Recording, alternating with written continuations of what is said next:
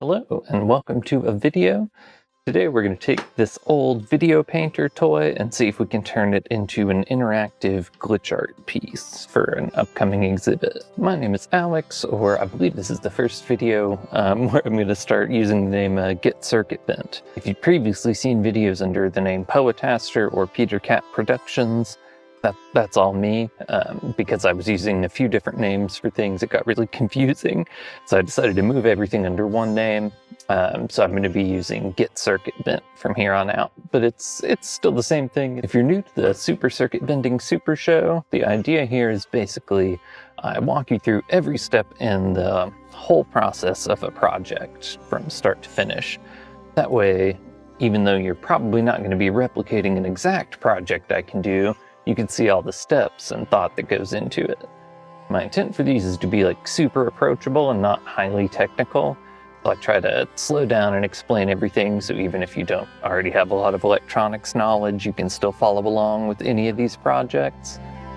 That said, I'm not perfect and sometimes I slip up, so there's always an open invitation on these and other videos to ask any questions if I use a term or lose track of you somehow when I'm talking about my process or what I'm thinking, if it doesn't make sense to you. Please feel free to ask questions in the comments. One of the nice things about being a teeny tiny channel is I do get to read all the comments and respond to them.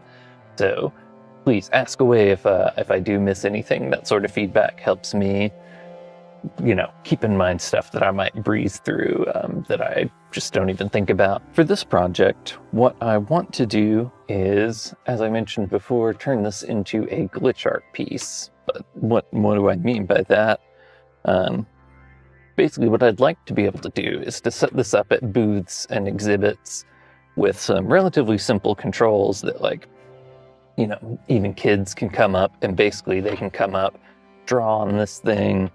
They'll see their drawing on the TV display, and then we'll have some very simple glitch controls that they can play with. So that said, let's take a look inside this thing and see what we can see.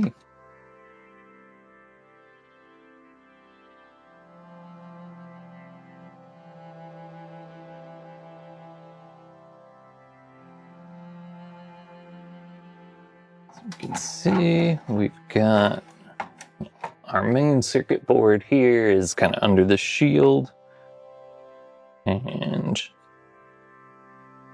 yeah, it's kind of crusty in here, but other than that, nothing too crazy, nothing I wouldn't expect from something this old. These are the two little side tacked buttons. I'm going to try to see if I can just kind of rotate this into a place where I don't have to disconnect any of this. Perfect. And I went ahead and just got our video monitor in place. As we start bending, I'll want to be able to see how that's affecting the video output. Now, as I was taking this apart, it looks like we've got a couple of plastic pieces that have broken off. I'm guessing this thing has been dropped. This one kind of broke off of this area here. So for now, I'm just going to stash these plastic pieces in our pieces box. And then when we kind of wrap up the project, I'll get those glued back in place. Should be a pretty straightforward fix. It looks like they're pretty clean breaks. Next up, I'm just going to take a look and see what's under the shield here.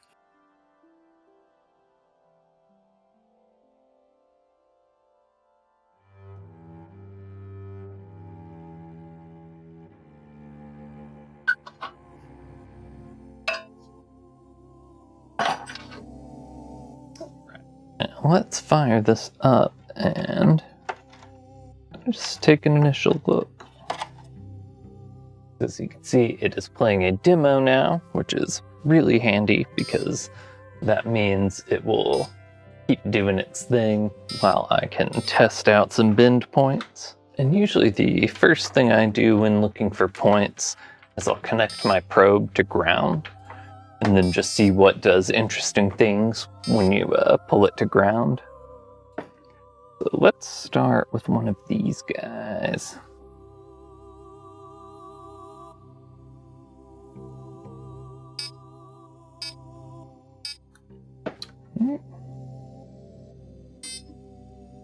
Okay, well, it did boot back up. That's good. I'm gonna try some other ones.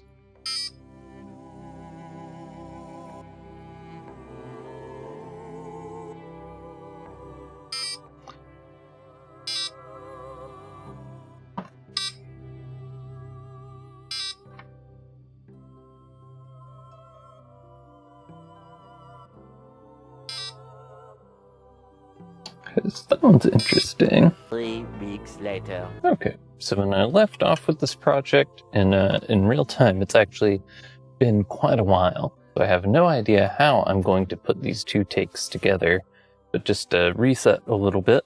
Where I left off, I had been looking for bend points and had jotted down a few, but I think I screwed up the camera shot. So I may edit the entire thing out. I may not, I'm not sure. But to recap, what I did find is on these two chips, some really interesting points. On this chip, U5, points 3, 5, 6, and 7 were really interesting. And on U4, pin 5 was really interesting. Now to kind of reset, I was tinkering around a little bit off camera and figured I should go ahead and cut the camera on, show you all what I'm doing, and then I may kind of fast forward through a lot of the process because it's pretty boring, but I do want to show that process. So what I've done here, I've got my little clip lead guy attached to this pin, which is pin 4 on this big chip here.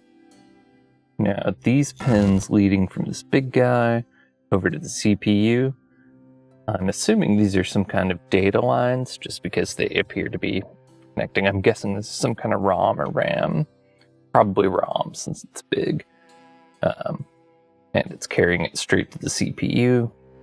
So I thought some of those data lines could do interesting things. So the first thing I did was basically just poke around with some of my interesting points to these data points. And then I found that pin 4 interacts in a really interesting way with pins 3 and 5 up here on U5. And then what I did is, because directly connecting them was causing crashes, I started experimenting by adding a little bit of resistance between the two. And that's kind of where I've left off. So just to demonstrate, right now I've got a 75 ohm resistor between this clip and this lead in my hand. So you can see as it runs through the demo, if I go to pin 3, I start to get some artifacting. I thought it was interesting that the artifacting kind of stays around, and that as you hold it, you can kind of watch it grow.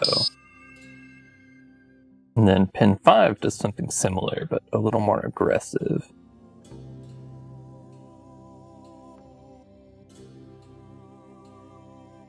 Or a lot more aggressive in that case. So I jotted those two down already, as well as noting the 75 ohm resistance. And next, I'm just going to look for a couple more of those. Much later.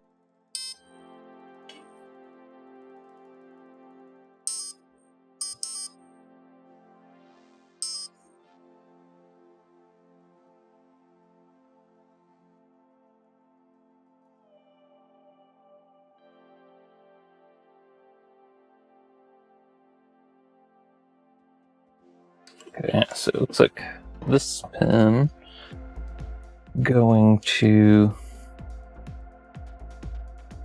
5 and 3 on U4 is really interesting. Now that we've got our bend points figured out, the next thing is to start working on the controls. So what I have are these momentary toggle switches that I picked up a while ago. Basically, it lets you switch in 2 directions, and then it bounces back to the center. So basically an on-off-on switch, but spring-loaded to return to the off position after you use it. So for each of our bends, we had one wire coming off of this chip, connecting it to two wires on these chips. So basically each one of these switches will go to one of the connections on our big switch, and then the other two connections there. And it'll be connected by a 75 ohm resistor. Since after we played with it, that seems to keep it from crashing. And then what I might do is, I don't know what you call like the stick end of this thing. Let's see if I can maybe 3D print something that I can stick over the end of that and make it a little bit more like a joystick or something, for something super kid friendly to interact with.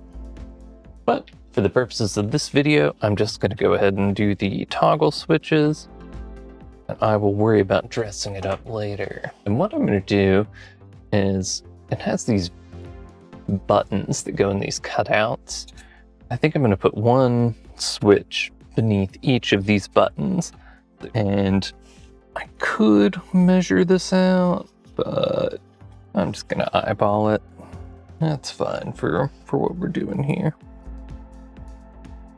And visually, I'm using this PCB and these holes to kind of just eyeball roughly even spacing.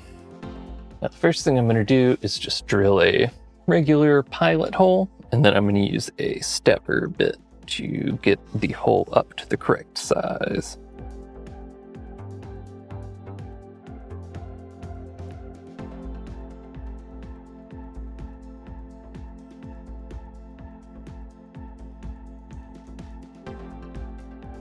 And I'm just going to clean these up a little, and then we'll get the switches mounted.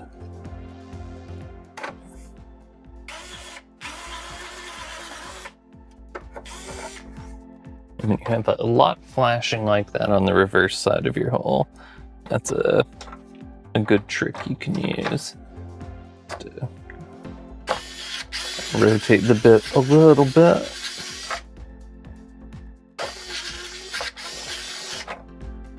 Just want to be careful you don't cut off too much of the outside edge. But as you can see, that made quick work of all that extra flashing there. And for those of you who may not already know from watching my videos, I do have a really shaky hand. It's due to a stroke I had a couple of years ago. If you see me doing stuff one-handed, or I should say when you see me stuff doing one-handed, or this left hand shaking around, that's what's going on with that.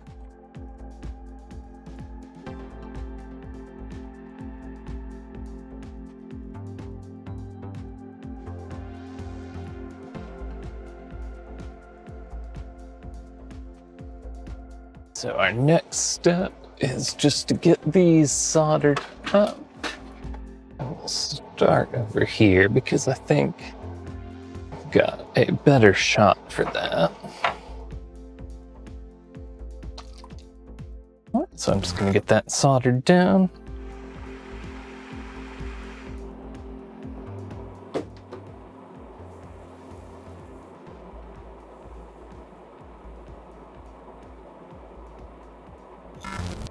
Next up, I'm just going to solder my 75 ohm resistor to this center point of the switch. Then I will attach the wire to the other end of this resistor.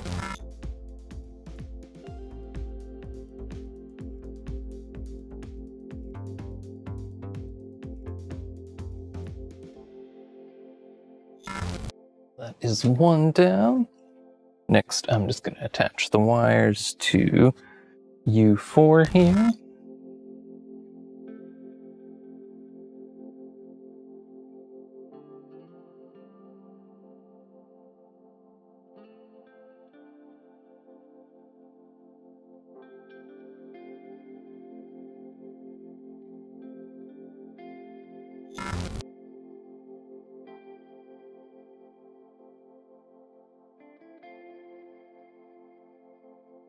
Right, I'm just making wire loops to attach to the switch here.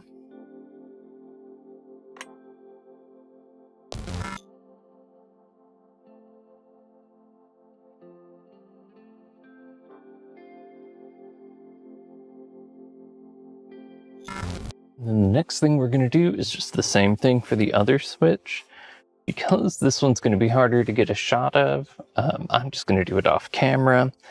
And, you know, it's the exact same thing again, so I don't think there's too much sense in making y'all watch it. So I'm going to go do that, and I'll be right back when we're ready to close it up. As you can see, I've gotten the other switch wired up. So now the last thing we've got to do is just close this up and test it out. And while I'm getting that put back together, I just wanted to take a moment to say thanks so much to everyone who has subscribed to the channel. It's definitely a tremendous help for getting these videos out to more folks, so definitely appreciate everyone who has done that, or if you want to do that after this video, if you haven't before, definitely appreciate that as well. Before I put all the rest of these screws in, I'm going to give it a quick test. Right, so it looks like we got our demo. Good sign.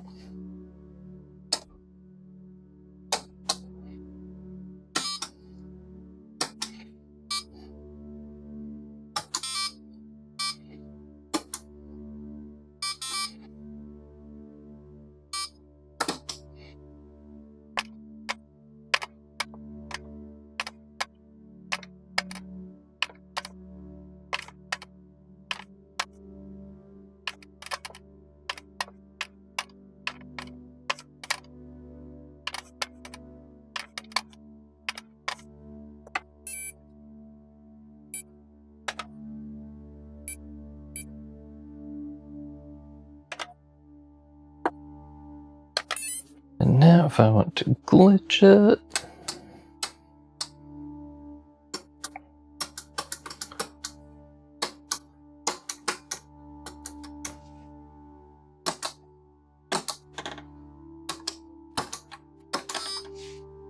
ooh. Well, that made it really mad.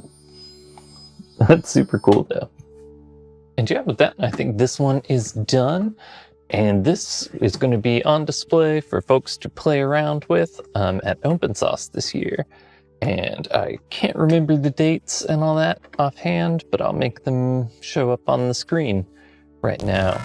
And yeah, if you can make it out, that would be amazing. Definitely come by and say hello, play around with this and some of the other things I'm going to be building. And for everyone who made it this far in the video, thanks so much for watching.